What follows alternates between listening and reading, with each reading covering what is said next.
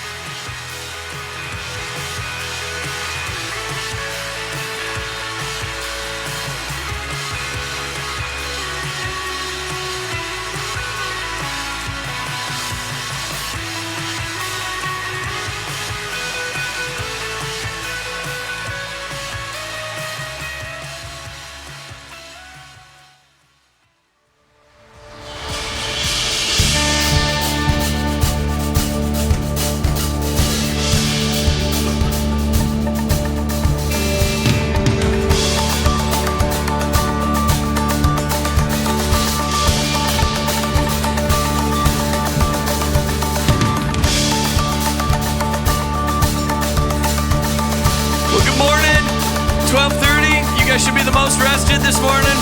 Hey, would you guys go ahead and stand up with us as we sing and celebrate the one true King.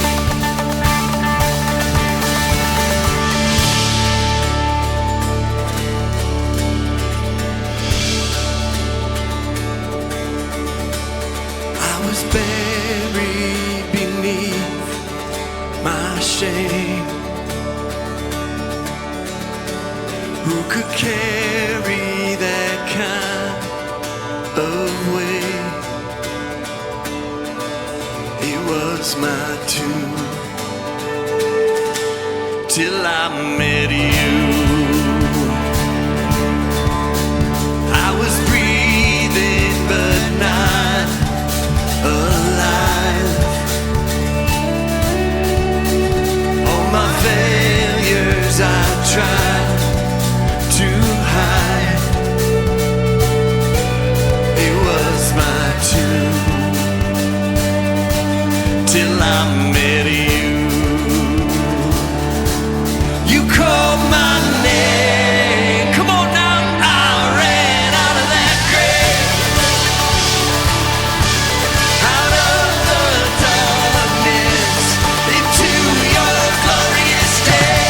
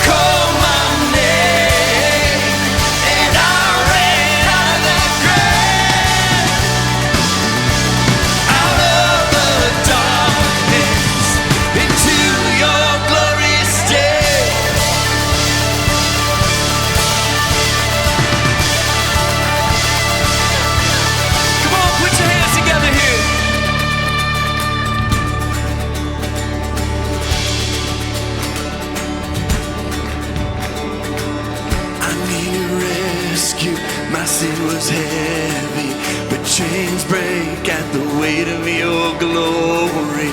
I needed shelter, I was an orphan, but now you call me a citizen of heaven. When I was broken, you were my healing. Now your love is the air that I'm breathing. I have a future, my eyes are open, 'cause when you call my name, come on now, here we go. I ran out of that grave, out of the darkness, into your glorious day. You call my name, and I ran out of that grave, out of the darkness, into your glorious day. Hey! Woo! Yeah!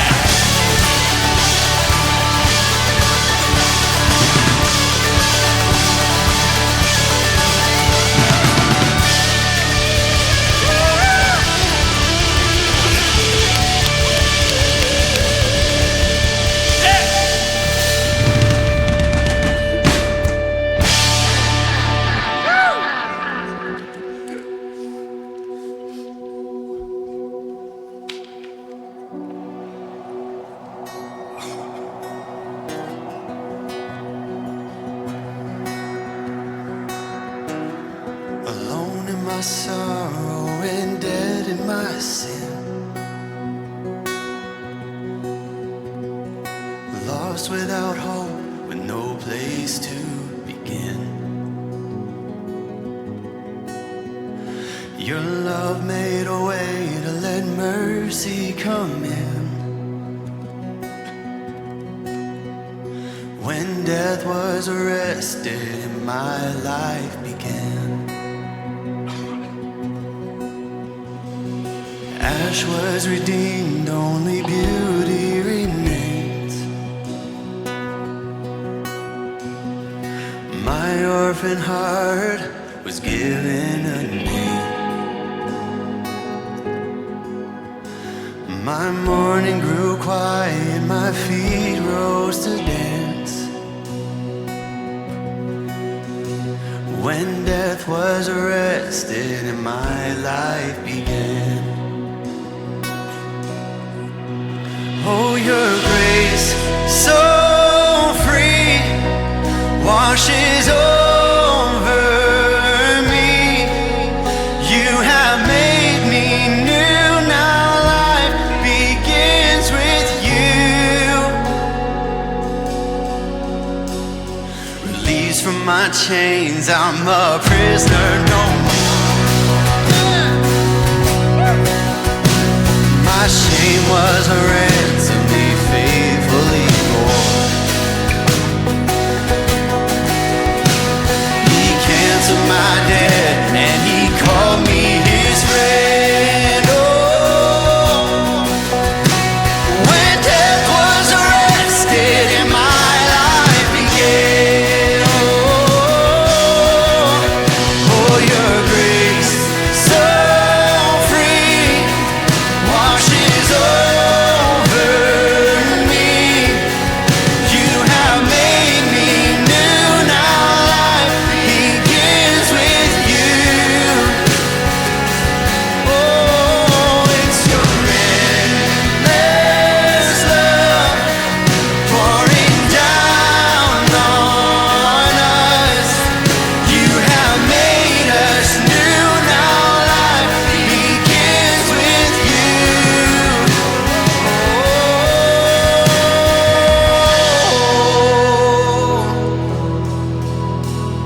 A Savior displayed on a criminal's cross. Darkness rejoices though heaven had lost. Oh, but then Jesus arose with our freedom in hand. That's when death was arrested and my life began. That's when death was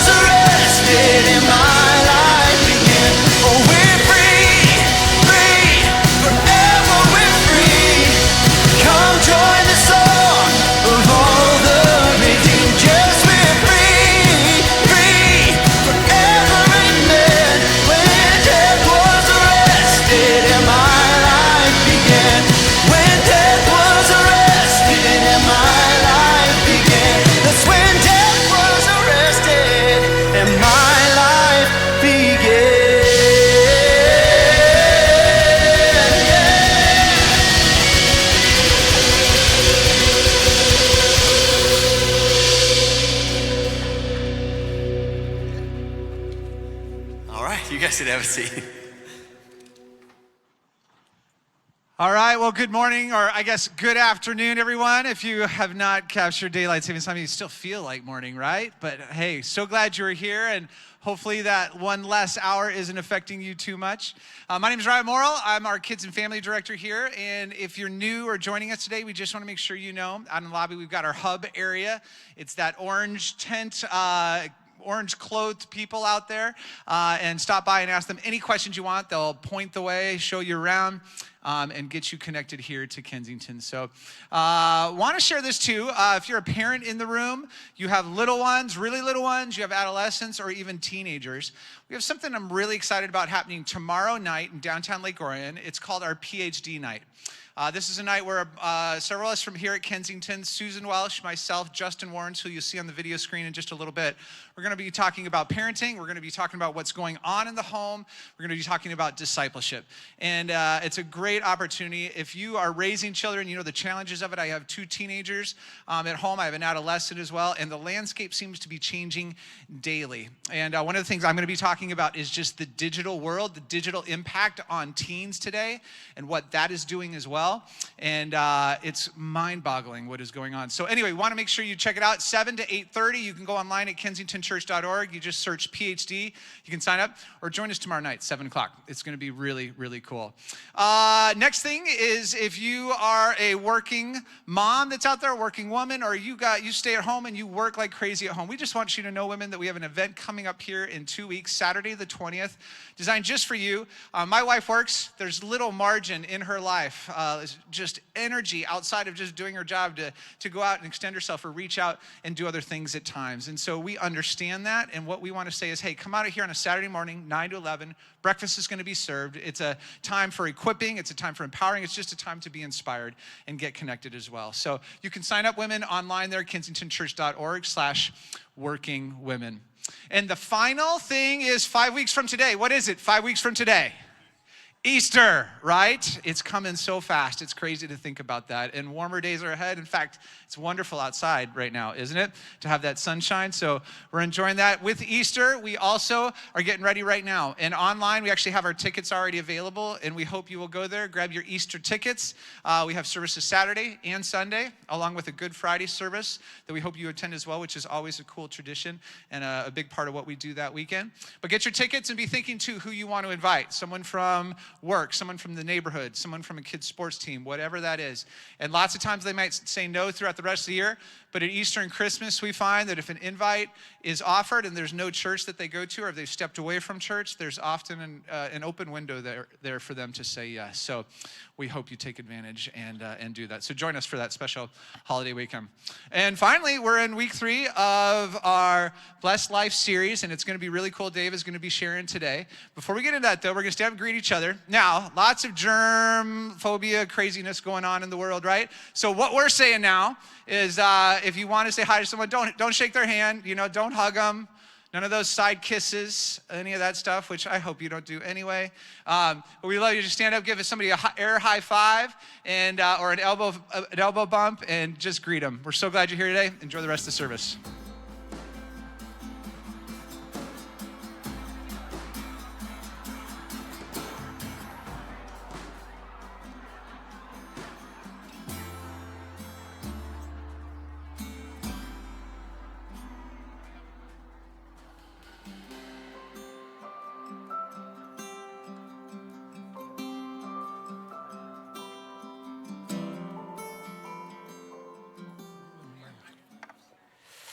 All right, so how many of you, got to be honest, usually come to the middle service and you didn't realize it's daylight savings and you're here?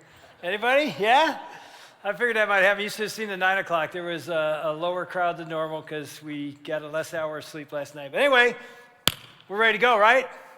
You ready to go? I mean, I'm surprised you're even in here because I just walked outside and I'm like, I wouldn't go to church today. It's 50 degrees. I'm getting on my motorcycle. We're playing golf this afternoon. I don't know which one.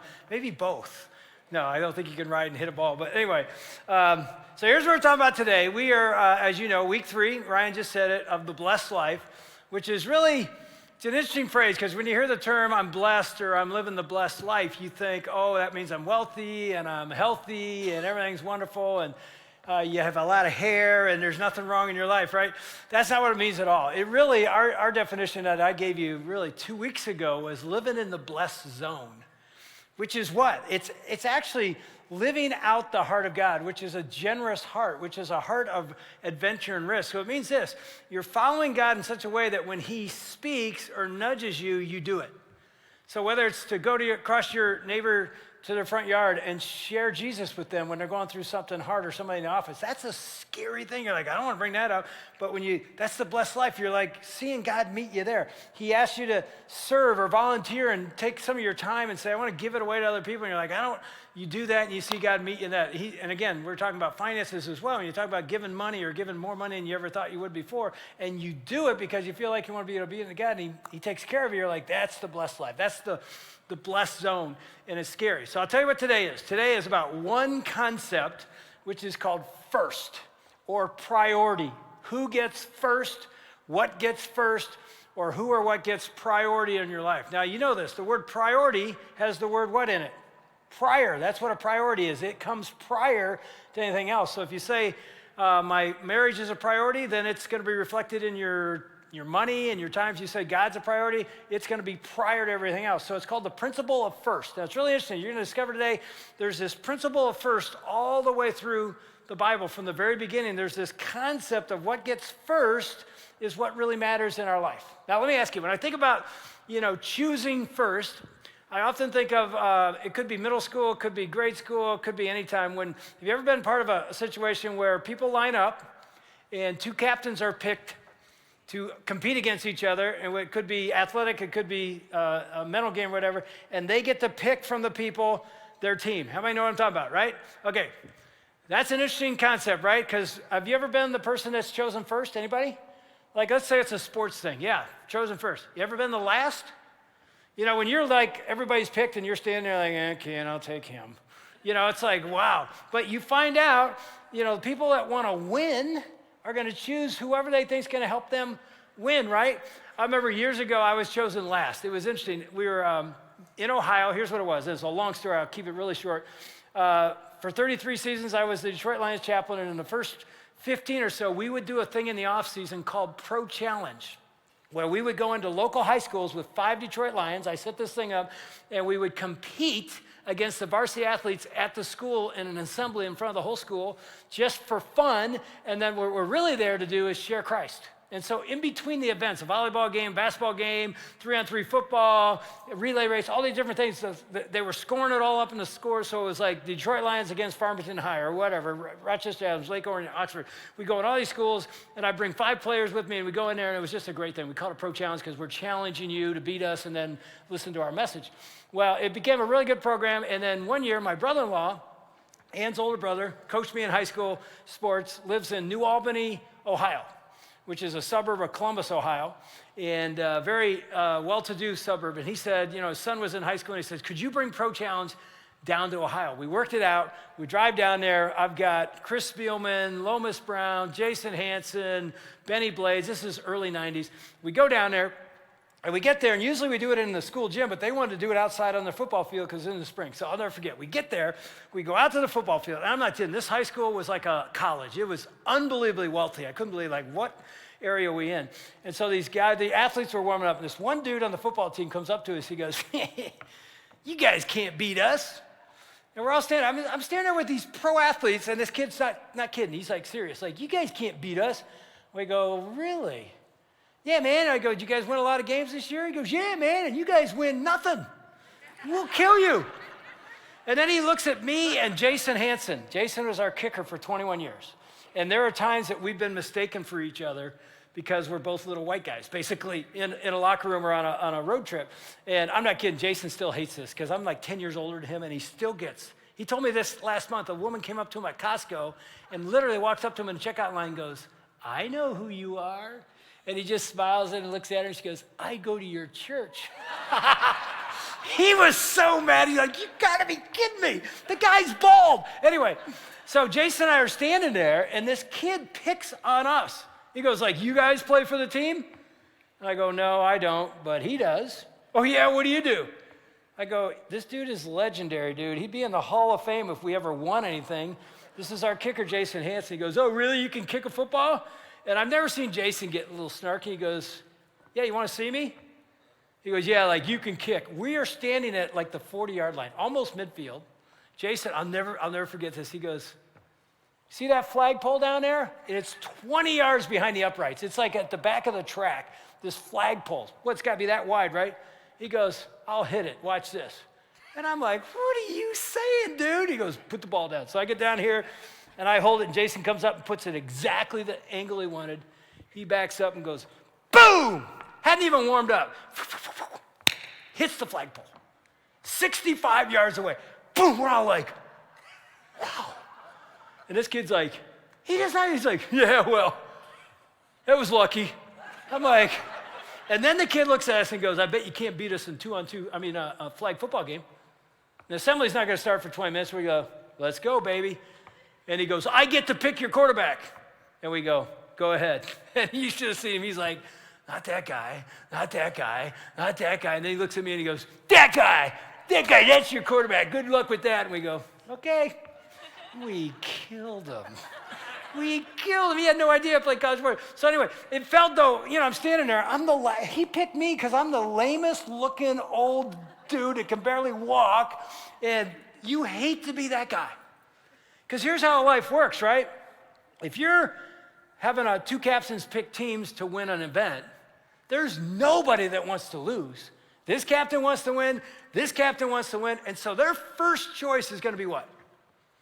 The person they believe is going to help them win. If it's athletic, they're picking the fastest, biggest, most athletic person, whatever it is. And so that's how you do it. And I thought of that illustration because if we're talking about first today, who you pick first is who you think will help you win. Now think about this. Life is a little bit like that. Right? You want to win in life or you want to lose? You didn't come in here today saying, yeah, I just love losing. I want my life to just be horrible.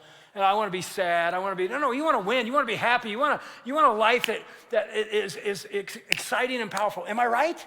Why are you here today? Part of the reason you're here today is worship God and find out how can he help me enjoy the life that I've given. So we're the captain of our lives. And think about this. We get to pick who we think is going to help us win life. And so it's almost like you look under the basketball hoop or whatever, say it's a basketball game, and there's 10 or 15 people. And we get to choose who's going to help me win in life. And one of those people standing under the basketball hoop is Jesus or God. He's right there. Now, let me be honest. You tell me if I'm right or wrong. Do we pick him first? I don't think so. Maybe you do because you're so perfect. But most of us, or you have a friend who's done this, here's how it usually goes in our mind. If I have that person in my life, then I'll be happy. It's called marriage. If I pick her, if I pick him, then I'll win. We'll win. Right? You get the right spouse. We even have a term for it. If I find the one. Singles are sitting here right now today, and here's what they're thinking. If I just get married to anyone, it'll be the one. Now, married couples, let me ask you something. How'd that work out for you? Now, you can't really answer me because they're sitting right here. So you're like, yeah, it's great. But you're like, not like I thought it would. And if you could, you'd tell the singles, listen, this isn't the answer. And I'm not saying you have a bad marriage. You may have a really good marriage, but I bet you're just like my marriage. It didn't do what I thought it would do. I guess that wasn't, but we choose who's first in our life or what's first in our life based on, here's another thing. If it's not a person, it's a job or it's an amount of money from a job or it's a bonus or it's a house that has this much square foot or another house up north or am I right? We have all these options and we pick and we pick and we pick and we try them and then it doesn't really work. So we keep picking another thing. And here's the truth. Jesus is usually chosen near the end. It's almost like our life isn't really working. We're not winning like we thought we would. And we're like, oh, there's God. If I add God to my life and just put him in part of the equation, he's one of the 10, then I'll finally win. I'll finally be happy. And so we put on the church thing or the Bible thing or the Jesus thing, we add him. And let me tell you something. Sometimes that doesn't even help that much. And you know what a lot of us do? We kick God out of the whole thing. He didn't help, so I'm not going to church anymore. I'm giving up on this faith thing. The Bible's full of contradictions anyway. I don't believe it. It's full of racism. And we have all these things. We throw God out, and we just think, I just got to find the right one. I married the wrong one if I get the right one. I mean, you ever watched The Bachelor? Not that I do, but have you ever watched it? That's how it always ends. I just saw a preview the other night on Netflix for Love is Blind. Anybody know what that show is? I haven't seen it, I just saw the preview. People are gonna pick their spouse without seeing them. They're just gonna talk to them, and by the end of the preview, you're like, well, it didn't work any better. You know, they say, oh, I found the one and I haven't even seen her, and then they get married, and it's like, oh, and then the end of the preview is like, you are the worst thing in my life. Like, there it is. And yet, that's how most of us live. God is right here available to be chosen, and we say he's first, but we pick him last. And so today, I'm telling you, we're gonna go on an interesting little journey that takes us to understanding this not only in our lives, but in our time, talent, and our treasures. Because I told you 2 weeks ago, this series is really coming from a book by Robert Morris called The Blessed Life. So many of the things I'm saying today are literally right out of the book, right out of the series. So I want to start with this one. It says, we don't win in life unless we order our priorities right. We do not win in life unless we get what prior is right. If you don't get it right, it just doesn't work. And here's a phrase right from the book. It says, when God is first in your life, everything comes into order. All right, when God is prior, when God is first in your life, everything comes into order. And the opposite is true as well. When God is not first, everything is out of order. Now, here's the deal. Do not hear that as if God is first in my life, everything will be perfect. It's not what I said. If God is first in your life, everything is in the right order, which means you will still struggle. You will still have troubles. Jesus said, in this world, you'll have struggle. You'll have incredible struggles. Life doesn't just go perfectly because God's added in and makes it. No. Here's the question. You're going to go through hard times. You're going to go through trouble. Some of you are in them right now. Let me ask you, do you want it in the right order or out of order? Because when you go through troubles and everything's out of order, it's chaos. But when it's in order, you at least have peace and power in the presence of God, even when it's really hard. I mean, our family just in the last couple of months has gone through a couple tough months. We shared with you about 5 or 6 weeks ago, Ann's mom died. This is her best friend in life, and it was actually a beautiful thing. She's 90 years old. She had dementia the last 14 years. The funeral was a celebration of life. She's now dancing with Jesus. So but it's hard when you lose somebody that close. Her dad is 91 years old. He's mentally fine. His body's falling apart. He's been out of his assisted living 4 times in the last 5 weeks in the hospital. He just got out Thursday with congestive heart failure, trying to pump all the fluid out of his body because his heart won't pump. He has days or weeks or months to live. So we're walking through that. Ann's been going down there to Ohio where he is. Now she's out watching our grandkids in Denver, and she's going to meet me tonight in Little Rock. We're going to do radio this week in Little Rock. It's just a crazy life. And then, I mean, this is trivial, but some of you know what it's like to lose a dog. We had Duke for 13 years. And about 5 weeks ago, we found a tumor on his abdomen on a Saturday night, and we had to put him down on Sunday. And I know it's just a dog, but I still walk in my house, I'll do it to you and go, Dookie, and there's no Duke. And I know it's just a dog, but you know, when you have a precious, loved little pet for 13 years. I'll add this in, it's sort of funny. Saturday night, Ann was feeling his abdomen, and it's like, there's something really hard here. I'm gonna take him into the vet while you go preach tomorrow. So I'm here preaching. And I don't know what's going on, and I get done with the second service, and I'm not done, but I set up the video, and I go down there to watch it, and I open my phone, and Ann had just texted and said, he's full of cancer. We have to put Duke down today before we get on a plane tonight. And I just start to tear up. And this lady who I don't know is sitting right beside me, and she just leans over, because we're watching this video, and she goes, haven't you already seen this video once? And I didn't want to go, I just found out my dog. I just said, yeah, it's a real emotional one. But man, I had a hard time even doing the last service that day because I just wanted to go home, and we literally finished the service, drove right to the vet, and held him in our arms. And here's the thing, life is hard. But when God's in first and the order's right, you can get through it. Last 2 days I've been helping a friend whose daughter is fighting for her life, 37-year-old daughter, fighting for her life in the hospital. Laid my hands on her head yesterday and asked God to heal her, and it's gonna need a miracle. And so that family is struggling. They're like family to us. And yet, even as I get in my car and drive away, I'm like, there's a peace in that room that you can't explain, and I know why, because they have it in the right order. Jesus is first. I'm not telling you it's easy. I'm telling you it's extremely difficult. But you can feel it when you step in there that somehow they're going to get through this because the order is right. And when the order isn't right, you're going to go through the same stuff and it's going to destroy your life. And so here's what's really interesting. When you take that idea, what's first, and then when you apply it to our time, talent, and especially this series, our money or our treasures, what happens? Well, here's the thing. I think we would all agree with this verse. In 1 Corinthians, Paul wrote this. He says, the earth, well, I'll just read it to you. He says, the earth is the Lord's and everything in it. Do you agree with that? The earth is the Lord's. It isn't ours. He created it. He owns it. None of it's ours. It's all his. Everything that we see, touch, or feel, everything is the Lord's. And most of us go, I agree with that. I agree with that. Yet, when anything is given to us, and that's a blessing from God when we get a life or a spouse or a thing or a possession, when that's handed to us, have you ever found yourself going this? I get it, and a minute ago it was God's, but now it's mine. Or a minute ago it was Amazon's, but now it's at my doorstep, it's mine. And then when somebody wants to borrow it or touch it, you're like, are you kidding me? Have you ever seen that? Our kids do it, but we do the same thing, right? It's like we a second ago it wasn't mine, now it's mine. We do the same thing. And if you have children, you know this is how children are wired. You hand them a candy bar, and a minute later, a brother or sister comes over, because I have a bite, they're like, no. And you're like, a minute ago it was mine, now it's yours, and now you think it's yours, it's really mine, give your brother a candy bar. No, and there's a fight. Like, where's that come from? Have you ever seen the toddler property laws? Here, look at this. I took these off the internet this week. Toddler property laws. If I like it, it's mine. If it's in my hand, it's mine. If I can take it from you, it's mine. If I had it a little while ago, it's mine. If it's mine, it must never appear to be yours in any way. If I'm doing or building something, all the pieces are mine. You ever seen that one?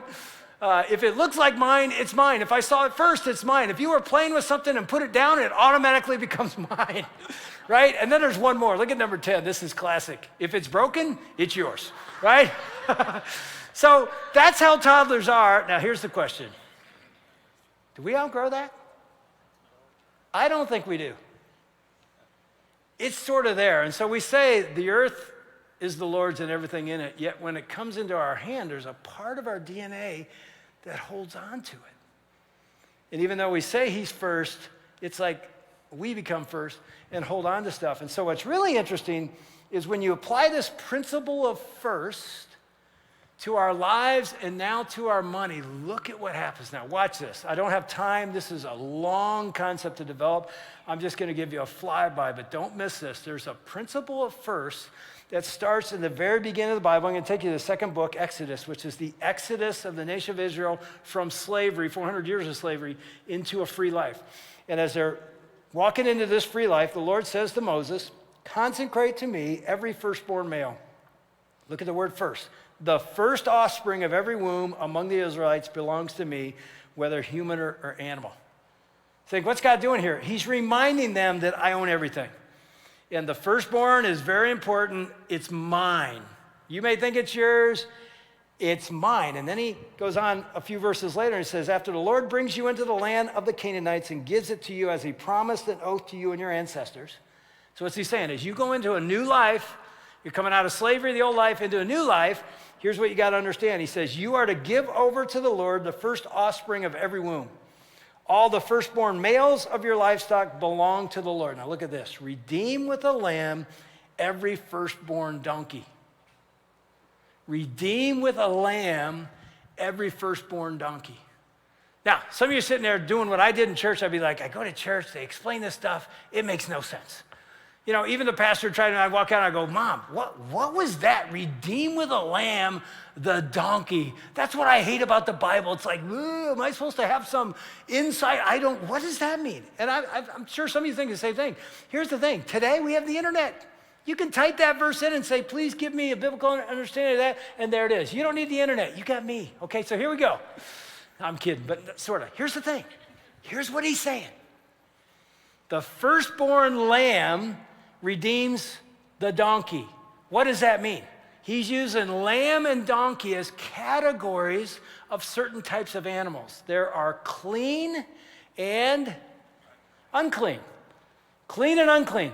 A lamb is referred to as clean, a donkey is unclean. Now, he's not saying donkeys are bad animals. He's just saying, in the spiritual sense, lamb clean, donkey unclean. The lamb needs to be consecrated, which means sacrifice or blood shed to redeem the unclean.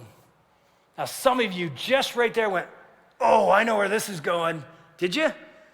You should go right where you're going, where your mind's going. It's like, wait. The blood of a clean is shed to redeem the unclean. Does that sound like anything you've ever heard before? Let me ask you this. I'll walk you right through to it. Question. When you were born, and every human being, were you and is every human being born spiritually clean or unclean? What's the answer? Unclean. The Bible says we're all sinners. Romans 3, New Testament says, for all have sinned, fall short of the glory of God. Everyone. Even when you're a parent, you have little kids, you think, oh, they're perfect. No, they're not. They're sinners. And you find that out really quick. Why? Because they got it from you. They're little sinnerlings that got it from their mom and dad, who got it all the way back. It's there. Let me ask you experts, you parents, did you ever have to teach your kid to be bad? No, they just come that way. Why? Born unclean. I don't mean bad. Unclean means they're just not spiritually clean. They're wonderful kids. I was watching Bryce, Cody's little guy, the other day, and he's perfect. He's a Wilson. He's a grandson. There's no sin in that guy. Oh, yeah, there is. He wanted to get out of his high chair, and he's like, yeah. And I'm like, there it is. There's no, I'll just sit here if you want me to. No, I want what I want. It's like, it's in every one of us. So here's the thing. We are born unclean spiritually. Let me ask another question. When Jesus was born, was he born clean or unclean? Clean. So the clean is sacrificed to redeem the unclean. Second book of the Bible. Some of you remember this. John the Baptist, who was the forerunner of Jesus, prepared the way for Jesus. When he saw Jesus, when he was baptized in the Jordan, he literally pointed at him and said what? Behold, the what? Did that just take on new meaning for you? The Lamb of God, who does what? Takes away the sin of the world. He said, behold, the clean is going to take away the sins of the unclean. There was in the Old Testament. Now God completed this whole process that he began all the way back to the beginning of time. And he says, here it is. I'm setting up a process where I would clean all unclean people forevermore through the death of my lamb, the clean one, the only clean person ever born in the world. You can disbelieve that if you want, but if it's true, it means what we sang just a minute ago, we are free is true. Because of something we did? No, because the lamb was slain for our sin. His blood was shed to give us freedom. That's unbelievable. So when you understand that, it's like, why would I not give him, the one who freed me, first place in my life? He deserves it. By the way, you can give him second place or third place or 10th place. Doesn't matter. He's still first. He's preeminent in the universe. No matter what you and I think or do, he's number one. He gets first place. The question is, will you order your life that way so that the order helps you win in life? So here, let me jump you down to another passage which is really interesting. So you take this idea first. And so God's saying, I own the first, give it to me. And then he goes on to say, I'm going to apply this to another area of your life, and that's in the area of your treasures and your time and your talents. You go back to the book of Joshua. Joshua is the book where the nation of Israel now is going to go into the promised land. They've been wandering around, and God says, now I'm going to give you what I promised you. Now watch what happens. The first city they have to destroy and take so that the land can be yours is, anybody know? You know the story, probably from Sunday school, Jericho. What do you know about Jericho?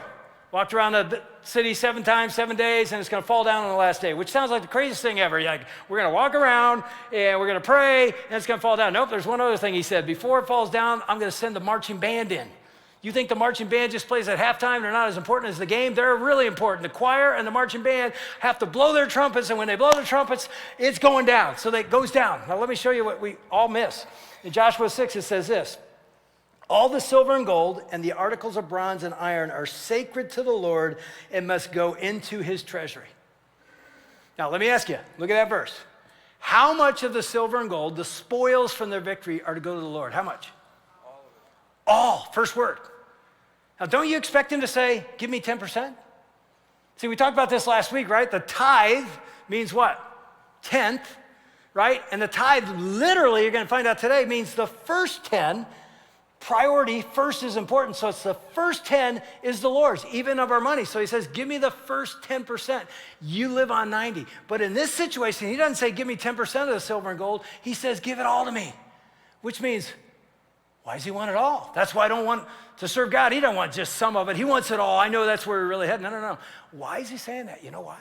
Now, this is very important to understand. Very important to understand. Because he is saying, trust me. Because what are they thinking? Just what you and I would think. Wait, Lord, you just blessed us. You can't want it all back, because then what are we going to live on? He says, trust me. Give it all. Why? Because God knows this. There's a bunch of other cities that are coming next. You're going to conquer all of them and get all the spoils. Will you trust me? Give me the first 10. You'll end up with 0, but by the end of this process, your barns will be overflowing, but you've got to trust me. Don't give me some of it, hold on so you can, and then give me the rest. No. It isn't give me after 10 cities, it's give me the first one completely, that's a tithe, and I'm going to bless you, which is exactly what he did. So here's where it hits you and I. Look at Proverbs chapter 3. Again, Old Testament says this, honor the Lord with your wealth, and there it is again, with the first fruits of all your produce. So again, he's saying, your wealth is my wealth, but honor me with it, and the first fruits of what I bless you with, give back to me. And then look what he says, and then your barns will be filled with plenty, and your vats will be bursting with wine. Now here's the question, and this is where we struggle. Because whenever you talk about money, and I said this first week, at church or anywhere, there's a tension in the room. Remember I said we clench up? It's like we're going to hold on. It's almost like, our wallet is connected to our heart, because he says where your treasure is, your heart is. It's like there's this fishing line to our wallet. And we pull out our wallet to give some money away. It's like it just pulls on our heart. It just shows you, oh man, this is really important. And so when we talk about this, it's like people just want to push back. Now listen real close. He says this, before you pay the mortgage, before you pay the electric bill, before you make the car payment or the debt payment, I'm not kidding. He says, pay me first. First in my life. Pay me first. Trust me for those bills. That's faith. That's scary, because we want to do this. I'll pay everything, and then what I have left over, you get, right? That just sort of makes sense. It's like, well, if there's some left over, I'll give him some. By the way, that's the way most people do it, and God gets less than 2%. That's the average in this church and every church that I know of in the United States. The wealthiest, most financially stable people in the world give less than 2% to kingdom work. Why? We're afraid. See, if I get my check and before I pay the mortgage, I give to God first fruits, I have to trust him to overfill my barns and provide. That's a step of faith. I wrote it down this way. Where did I put it? I'm just jumping all over the place, but it's in here somewhere. I don't know where it is, but giving to God first is a faith choice. Giving to God first is a faith choice. Because here's the thing. Who can take care of you? The mortgage company? Nope. They're never going to call you. I've never had this happen in 40 years of owning homes. Never once have I got a call from a mortgage company that said, hey, you know what? We're going to give you half of that back because we want to make sure that you have enough money for the rest of the month. Never going to happen. But when you give to God first, he promises, I got you. I got you. And I'm telling you, you can listen to my story or other people that are tithers' stories, and it's wonderful, but it isn't your story. You don't live in the blessed zone until you take that scary risk of, okay, I'm going to do it. And 40 years ago, when Ann and I were dating and then engaged, we decided before our wedding day, we will give the first 10% to God.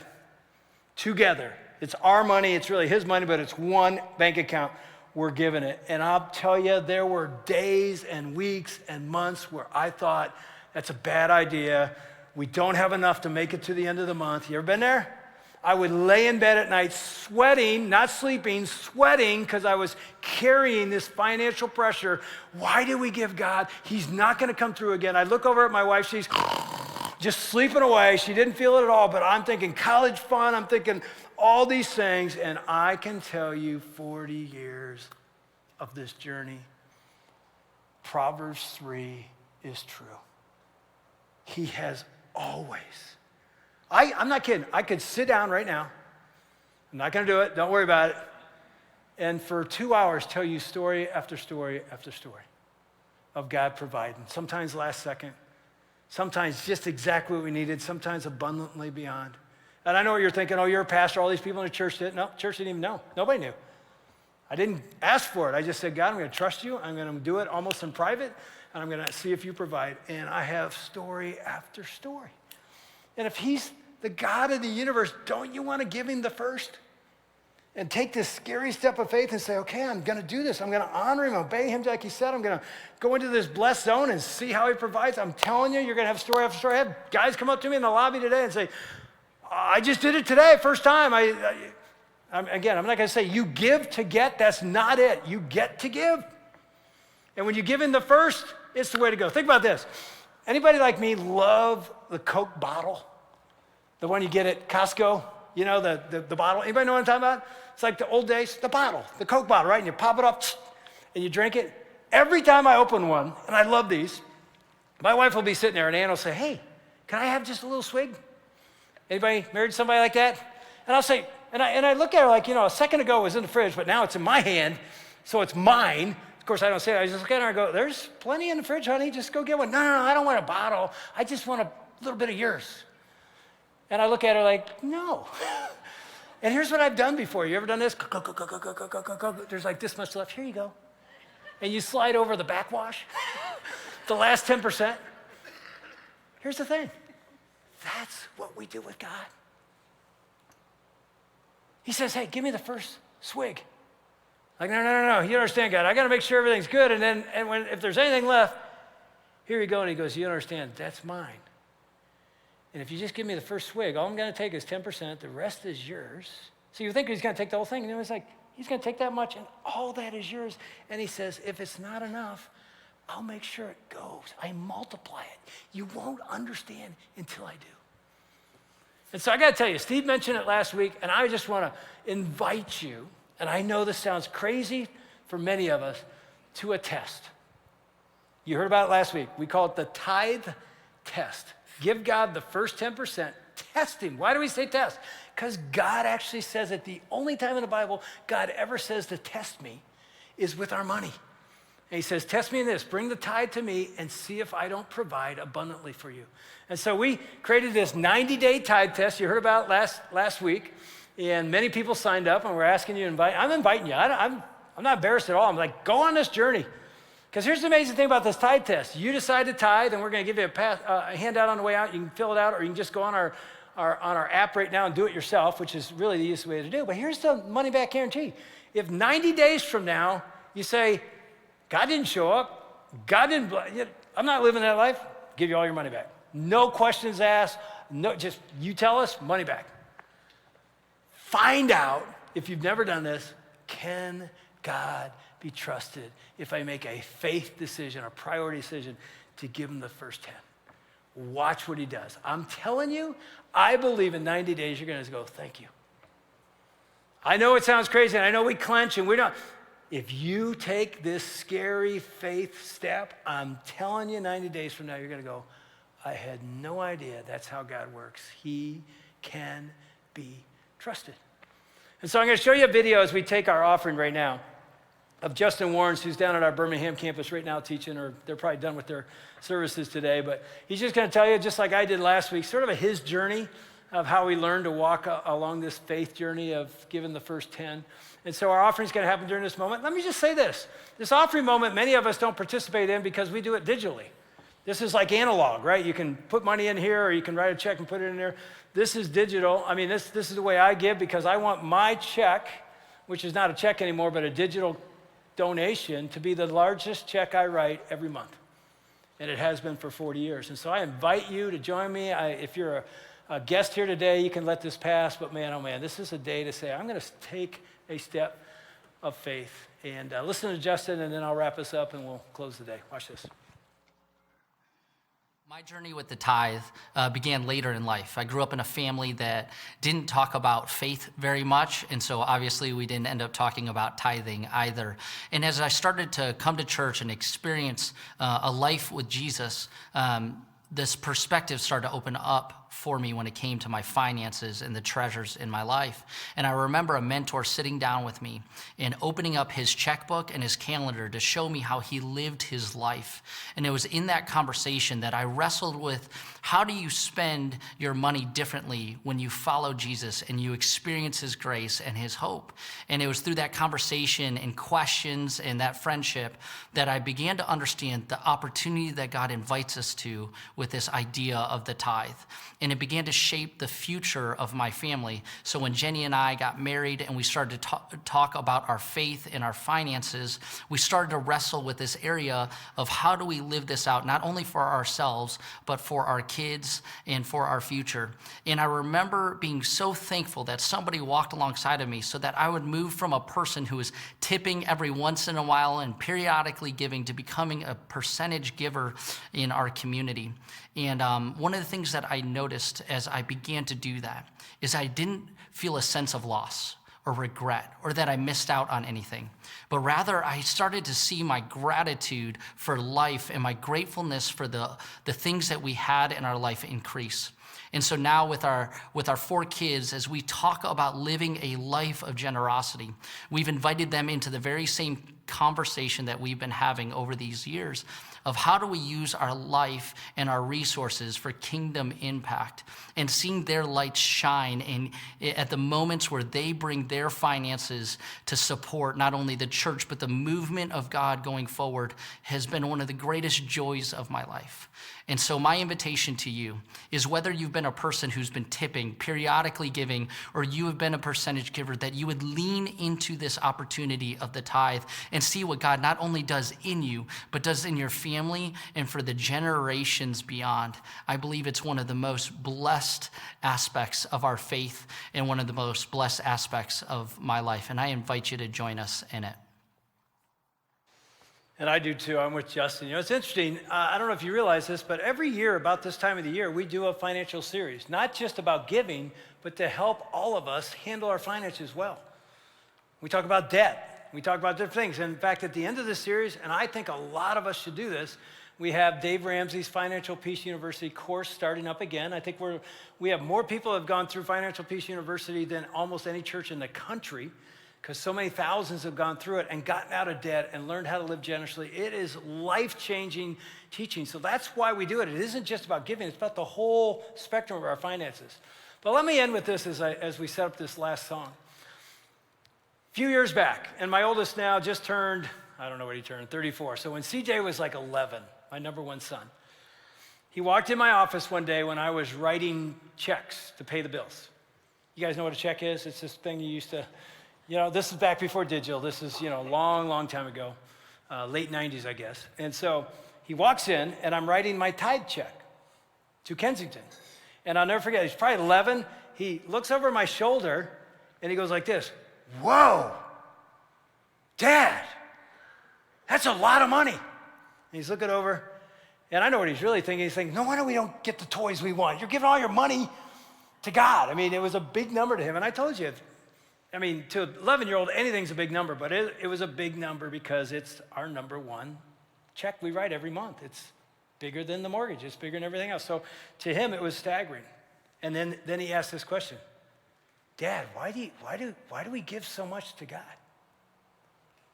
I don't know if you know this, but if you go back to the chapter we looked at today, Exodus 13, do you know that we learn in that passage what to say in that moment? Let me show you.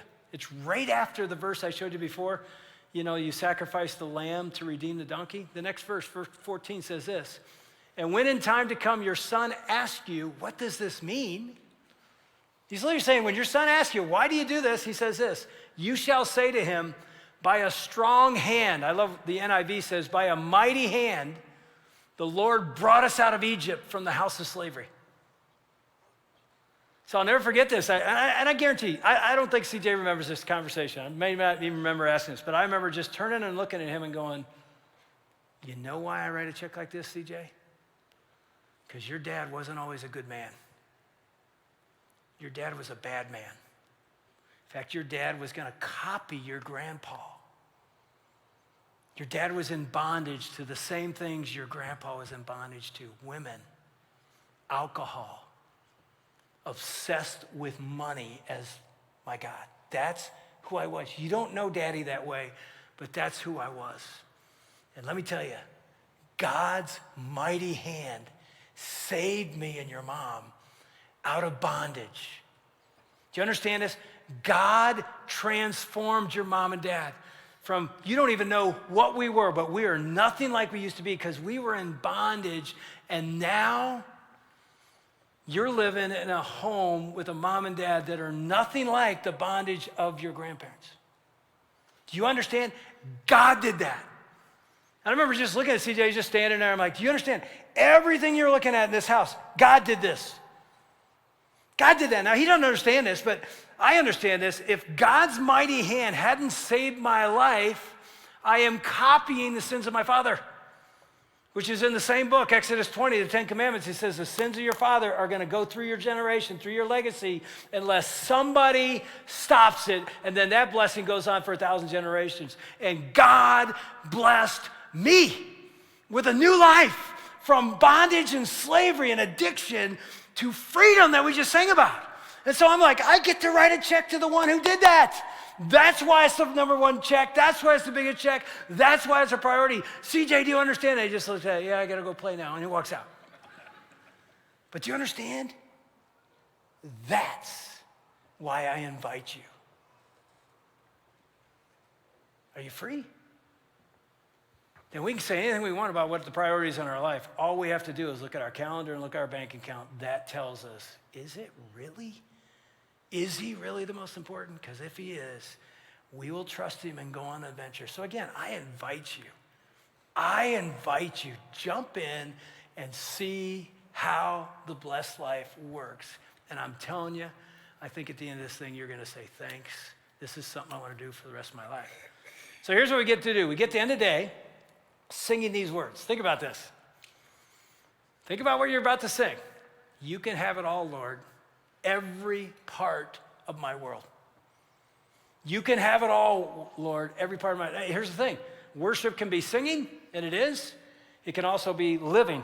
So it's one thing to sing these words. It's another thing to walk out here and actually live. Lord, you have it all. You have my marriage. You have my job. You have my possessions. You have my wallet. You have it all. I'd encourage you when you're singing this song, do what I do. I open my hands like this. Like I can hold on to it, or I can say, here you go. You can have it all. It's yours anyway, but I have a tendency to hold on. God, I'm not just singing songs. I'm not singing lyrics. You can have it all and let him have it. So go ahead and stand up and let's sing this together, and I'm going to pray for us. Father God, Lord Jesus, may you help us as we sing these words to live these words in a lifestyle of ascribing worth and honor to the one who deserves it, because you and your mighty hand have blessed us beyond what we deserve. So Lord, we offer you everything we got. Would you breathe on our life, the life you've called us to live? In Jesus' name, amen. You can have it all, Lord. Every part of my world. Take this life and breathe on this heart that is now yours. You can have it all, Lord. Every part of my world. Take this life and breathe on this heart that is now yours. When you sing, oh, the joy. Oh, the joy I found, surrendering my crowns at the feet of the King, who surrendered everything. And oh, the peace that when I'm broken and undone,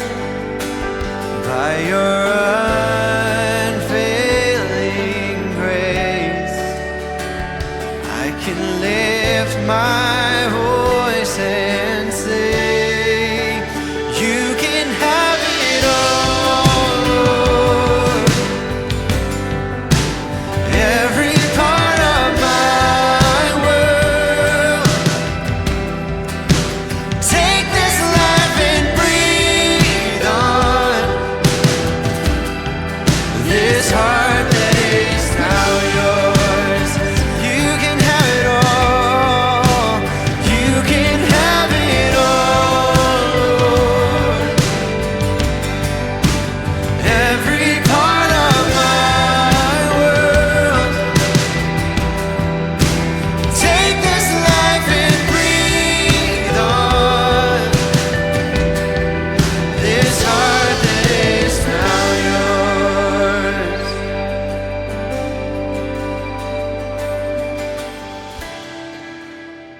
You're breaking me, God.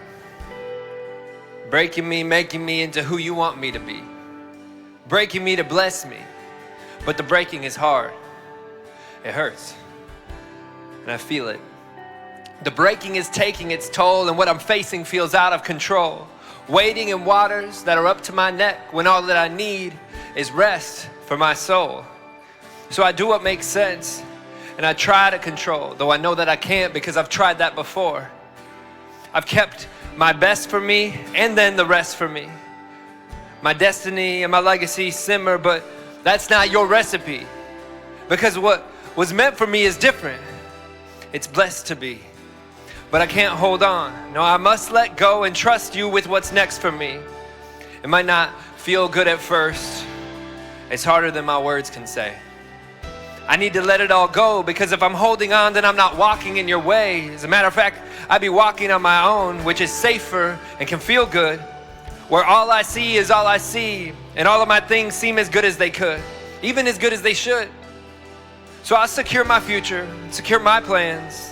I'll make it all so that I can understand, because that sounds perfect to me. But if you have one, then I don't want another plan, because I want your plan. I want your ways. And so I put off everything else. At your feet is where I'll stay. At your feet, I bring myself. I bring my soul. I bring my song. I bring all you've given me, because all I have has been yours all along. There is no greater call than giving you my all. I lay it all down. I lay it all down. There is no greater love, no higher name above. I lay it all down. I lay it all down. There is no greater call than giving you my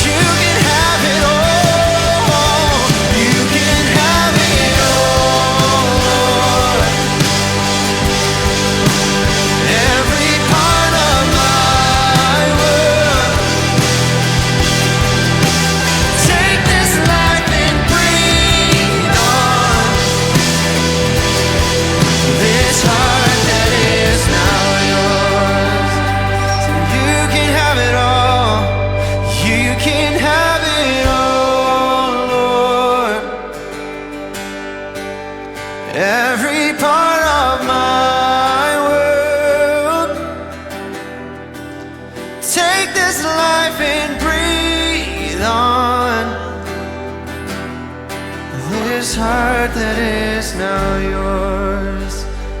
Come on, you sing. You can have it all, Lord. Just you.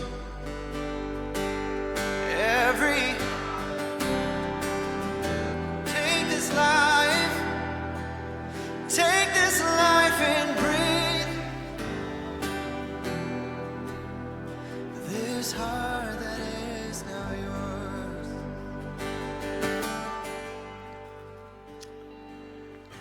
You know, I look out at you, and I've done this all morning. I haven't said this yet, but I just think of the community we are.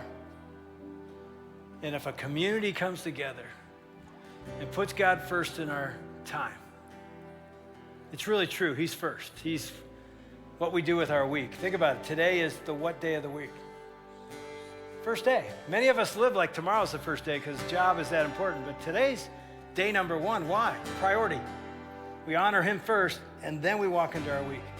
So if we put him first in our time, and then we put him first in our talents, and when he calls us to serve and volunteer and help somebody or even a part of this church, we do, changes the world. And then this isn't in any order, but if we take our treasure, our money that's so precious to us, and we say, I'm going to honor him with that as well, oh my goodness, what God can do. What he can do. And so many of you do that, and it's so exciting. I'm inviting us, let's go on a journey together, not just the next 90 days, but the next 90 years. I won't be around that long either, will you? But God wants to do something through you individually, but especially through us corporately to change this area, change this state, to change this country, to change this world. It starts with putting him first, getting the order right, the rest follows. If you need somebody to pray with you, you want to come up front, our prayer team will be right here. Love to pray with you. Otherwise, we'll see you next week. Week 4, don't miss it. Have a blessed life. See you then. Bye-bye.